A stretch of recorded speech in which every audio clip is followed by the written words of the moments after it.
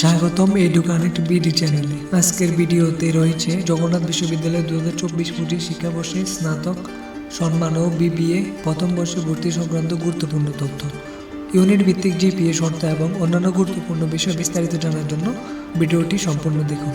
প্রথমেই আসি আবেদন যোগ্যতার সময়কাল ও শর্ত। জগন্নাথ বিশ্ববিদ্যালয়ে আবেদন করতে পারবেন 2021 ও 22 সালের এসএসসি এবং 2024 সালের এসএসসি পাস করা শিক্ষার্থীরা। ইউনিট ভিত্তিক জিপিএ শর্ত। এই ইউনিট এসএসসি ও এসএসসি মিলিয়ে জিপিএ থাকতে হবে 8 পয়েন্ট। কোনো পরীক্ষায় জিপিএ 3.5 এর কম হলে আবেদন করা যাবে না। বি ইউনিট কলা ও আইন, মোট জিপিএ থাকতে হবে 7 পয়েন্ট এবং কোনো পরীক্ষায় জিপিএ 3.0 এর কম নয়। C unit business studies, SSC ও এসএসসি মিলিয়ে মোট জিপিএ 7.5 প্রয়োজন, কোনো পরীক্ষায় জিপিএ 3.0 এর কম নয়। ডি ইউনিট সামাজিক বিজ্ঞান, মোট জিপিএ থাকতে হবে 7.0, সর্বনিম্ন জিপিএ 3.0। ই ইউনিট চারুকলা, মোট জিপিএ 6.5, কোনো পরীক্ষায় জিপিএ 3.0 এর কম নয়। চারুকলায় প্রাক বিপিএড সনদধারীরা আবেদন করতে পারবে।